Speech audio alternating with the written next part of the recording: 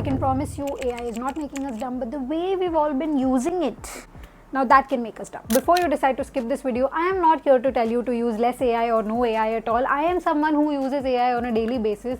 It is just that I have found out ways through which we can come out smarter and stronger and not dumber and faster. 5 things. Just 5 very simple yet very important shifts which differentiates a person who's actually benefiting from AI as compared to a person who's getting dumber. And let's face it, AI is all over the place. We have no option but to befriend it. Let's begin by figuring out where we are going wrong with this entire thing. For example, GPS. Everybody uses GPS.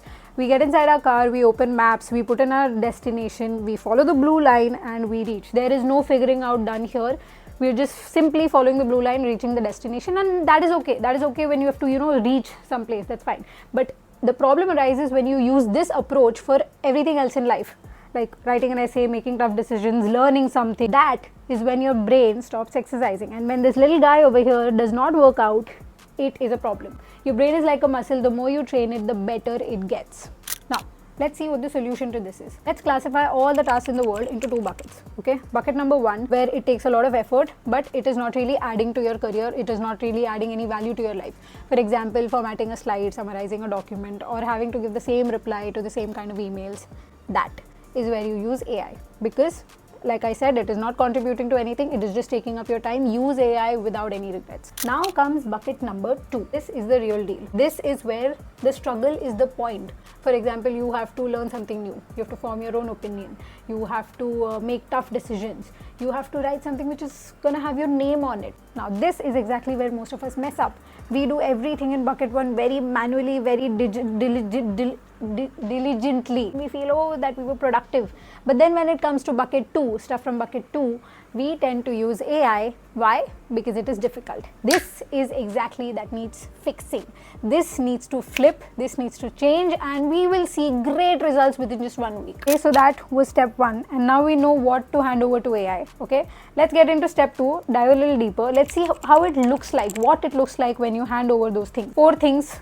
4 categories. Number 1, getting the first draft. Blank page paralysis is a very real thing. You know that you have a topic, but you just can't start writing. You spend 15 minutes thinking. It might be a report, it might be an essay, it might be a script, it might be an email, it might be a proposal, anything. So what do you do in such scenarios? You go to AI and you ask them to write you a rough draft. You do not use it as it is, you do not copy it. It is just a nudging point for you, it's just a starting point for you, because it saves time. You use your own brain into working on that framework that it has provided you. If you would have taken 1 hour to write this, now you take 15-20 minutes, because your brain has gotten that direction, that kickstart. The second category is research. Earlier, when we had to research about something, we had to go to so many sites, we had to open so many tabs, we still wouldn't know what is worth reading, what is our time, what is relevant, what is not.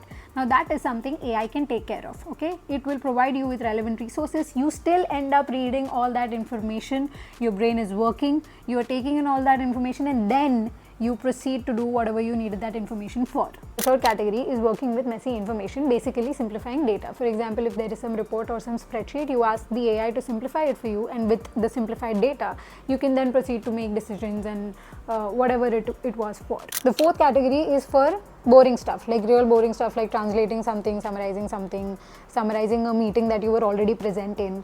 For all those things, you can use AI, no regrets whatsoever. That will just help you save your time, because like we know, that doesn't add value to our life or our career. Step number 3, and this one is a very important one, how to talk to AI. It took me a while to realize that the quality of the answers that the AI gives you is directly proportional. It's directly dependent on the quality of the prompt that you put in. There are 4 simple steps to this which will change the result dramatically for the good. Number 1, give it an example. Instead of saying, write me a LinkedIn post, say, write me a LinkedIn post in this style, and give it an example. Now, because it has a reference, it is going to work in that direction, and the output is going to be dramatically different. Level number 2, give it a few examples. Give it 3 to 5 examples of the kind of output that you want. It locks in your tone, your style, your format, and it stops making stuff up that really doesn't match the style that you're going for or the stuff that you're looking for, and then it saves a lot of back and forth. Third one, tell it to think loudly. This one genuinely changes everything. Whatever prompt you're giving, just add, think step by step, and show your reasoning. Now AI slows down and there is less room for mistakes. You can use this for anything that involves logic or planning or whatever. Fourth one, Give it a role, not just a task. Don't just ask for an output. Tell it who to be. For example, tell it that you are a hiring manager who has seen like 1,000 CVs, and now here's my CV. Tell me what is wrong with this. Tell me, analyze this entire thing, instead of just giving one prompt which says review it. Step number 4, this is my absolute favorite, and I genuinely believe this is the most important one. Use AI like a gym. Yeah? Learning something new, do not ask the AI to summarize it for you. Instead, ask the AI to keep quizzes for you. Okay, first an easy level quiz, and then ask it to give you one level tougher, and then another level tougher. Resistance is what makes knowledge stick. That is how you'll actually learn. Scenario number 2, say you're stuck with a problem. Sit with it for 10 minutes, burn out your brain, okay? Use all the resources that your little head has. And even after that, you do not ask for the solution. What you do is, you ask for hints, you ask for direction. Then that is how you get to your answer. So your brain is still working, really hard. Scenario number 3, you are writing something important. You write the first draft, okay? You write it in the best way possible. Then you go to AI, you ask the AI to review it, to criticize it, to find its pain points, and when it gives those, you solve those, and again you ask it to review it and criticize it, and that is how you get to a perfect report or presentation or whatever it was that you were writing. Scenario number 4, where you're learning something totally new. Ask the AI to explain it to you like it would to a 10-year-old, and then a level higher, and then ask for analogies, and then ask AI to challenge you with the questions, and if you're able to answer them, which you will if you follow these steps, great. That is how aggressive learning is done, and trust me, you will not forget anything if this is how you've learned something. Step number 5 is asking dumb questions. This is something that we all admittedly do. It is very smart actually to ask dumb questions to AI in private to sound smart in public. It is just strategy. All said and done, but here's something really important. Not all AI handles your data in the same way. Millions of people deleted ChatGPT recently. The reason, a deal that reportedly gave the US military full access to the platform's AI for surveillance purposes, including data from international users, that is us, who have almost no legal protection if the data is by chance misused. I'm not the perfect person to tell you which tool is right and which tool is wrong, but I do know one thing, that you should know what you're handing over before you hand it over to any sort of AI. People like us who are outside the US, our information, personal information, financial information, health information that are stored in the US servers are not really protected in the same way as that of American citizens. Alternatives like Google, Gemini and Cloud are also really nice. You can check them out. Cloud has in fact made a very public commitment of certain ways in which they won't be using our data. A lot of people are actually shifting to Cloud. Both are genuinely good. It is worth checking out if this matters to you. So let me just recap all the key takeaways that you can take from this video. Give all the mindless things to AI, okay? All the time-saving things like researching, boring stuff, simplifying data. Ask better questions. The better questions you ask, the better answers you get.